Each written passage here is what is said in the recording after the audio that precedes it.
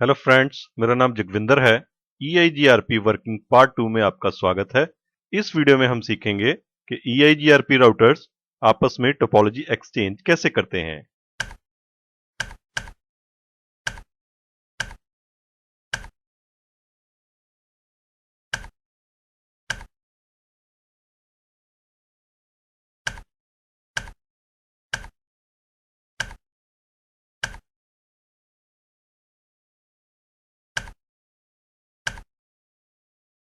EIGRP working के first video में हमने जाना था कि EIGRP speaking routers neighbour discovery कैसे करते हैं और एक बार कुछ पैरामीटर्स मैच हो जाने के बाद वो आपस में नेबर्स बन जाते हैं और उसकी इंफॉर्मेशन को वो नेबर टेबल में स्टोर करते हैं।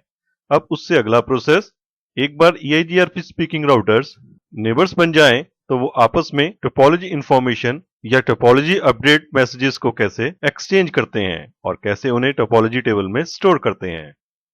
एक बार EIGRP स्पीकिंग राउटर्स नेबर्स बन जाएं तो उसके बाद ये राउटर्स एक दूसरे को EIGRP अपडेट मैसेजेस को सेंड करते हैं।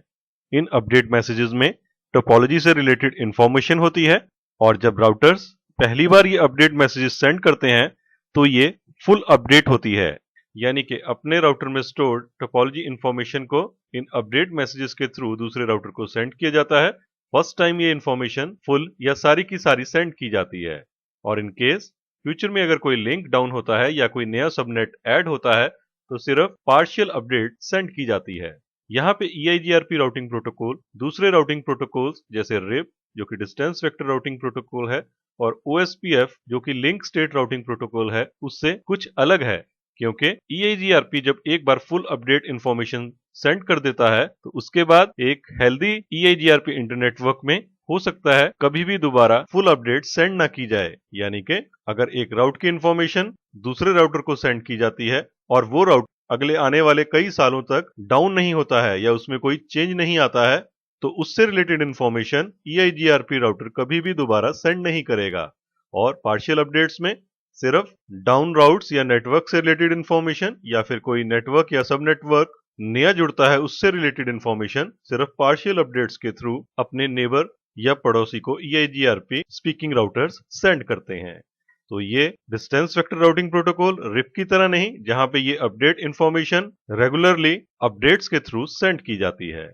EIGRP में ये टोपोलॉजी इंफॉर्मेशन कैसे एक्सचेंज होगी, इसके लिए भी एक सिस्टम है। मान लीजिए ये EIGRP इंफॉर्मेशन मल्टीपल राउटर्स को सेंड करनी है, तो इसके लिए EIGRP मल्टीकास्ट IP एड्रेस 224.0.0.10 को यूज करता है और कोशिश करता है कि एक ही बार में ये इंफॉर्मेशन सभी राउटर्स तक पहुंच जाए। जैसे कि इस केस में राउटर बी अगर मल्टीपल राउटर्स को ये इंफॉर्मेशन सेंड करना चाहता है, मान लीजिए बी के साथ और भी बहुत सारे राउटर्स कनेक्टेड हैं जो उसके नेबर्स हैं, तो ये उनको इंफॉर्मेशन 224.0.0.10 मल्टीकास्ट IP एड्रेस के थ्रू सेंड करेगा। लेकिन अगर इंफॉर्मेशन सिर्फ एक ही नेबर को सेंड करनी है, मान लीजिए इस केस में राउटर बी को सिर्फ राउटर ए को इंफॉर्मेशन सेंड करनी है, तो वो इस टोपोलॉजी इंफॉर्मेशन को राउटर ए के यूनिकास्ट IP एड्रेस पे सेंड करेगा, यानी कि उस IP एड्रेस पे जो कि राउटर बी के साथ कनेक्टेड है उसके ऊपर ये इंफॉर्मेशन सेंड की जाती है। EIGRP में ये टोपोलॉजी एक्सचेंज इंफॉर्मेशन रिलायबल होती है, यानी कि EIGRP एश्योर करता है कि जो इंफॉर्मेशन सेंड की गई है उसे रिसीवर जरूर रिसीव करे। तो इसके लिए EIGRP TCP या UDP प्रोटोकॉल्स को यूज नहीं करता है, बल्कि उसका इस काम के लिए एक अपना मैकेनिज्म, एक अपना प्रोटोकॉल है जिसे RTP या रिलायबल ट्रांसपोर्ट प्रोटोकॉल कहा जाता है। ये प्रोटोकॉल ये एश्योर करता है अगर रिसीवर अपडेट्स को रिसीव नहीं करता है तो अपडेट्स को दोबारा सेंड किया जाता है। यही protocol again distance vector routing protocol जैसे RIP से EIGRP को डिफरेंट बनाता है, क्योंकि वहां पे इस तरह का कोई मैकेनिज्म नहीं है जिससे पता लग सके कि अपडेट्स रिसीवर तक पहुंच भी रही हैं या रिसीवर उन्हें रिसीव कर भी रहा है या नहीं। तो इसीलिए EIGRP को advanced distance vector routing protocol भी कहा जाता है। EIGRP वर्किंग पार्ट 1 और पार्ट 2 में जो अभी तक हमने इंफॉर्मेशन ली है उसको समराइज करते हैं। सबसे पहले EIGRP speaking routers neighbour discovery करते हैं, यानी कि अपने पड़ोसियों को ढूंढते हैं और नेबर बनने के लिए या पड़ोसी बनने के लिए उन्हें कुछ टेस्ट पास करने होते हैं और उसके लिए EIGRP स्पीकिंग राउटर्स एक दूसरे को हेलो सेंड करते हैं और फिर कुछ पैरामीटर्स को मैच करते हैं।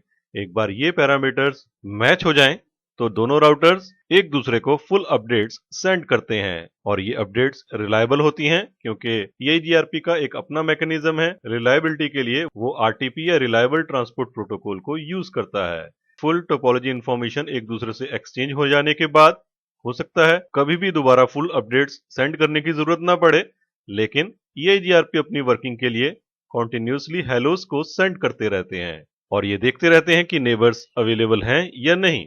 और जब भी इंटरनेटवर्क में कोई चेंज होता है तो उससे related information through partial updates अपने नेबर्स को सेंड की जाती हैं। ये कोई भी चेंज हो सकता है कोई नेटवर्क या राउट डाउन हो जाए या फिर कोई नया सबनेट इंटरनेटवर्क में जुड़ा हो। तो ये उस प्रोसेस की समरी है जिसे हमने EIGRP वर्किंग में देखा, जिसकी शुरुआत नेबर डिस्कवरी से होती है और उसके बाद फुल अपडेट्स, कॉन्टिन्यूस हेलोस और फिर पार्शियल अपडेट्स का प्रोसेस EIGRP इंटरनेटवर्क में चलता रहता है।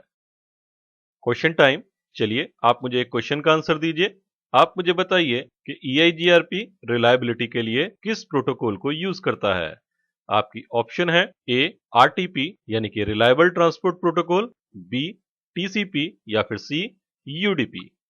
आप इस क्वेश्चन का आंसर नेक्स्ट 20 सेकंड्स में नीचे कमेंट्स में जरूर टाइप करें।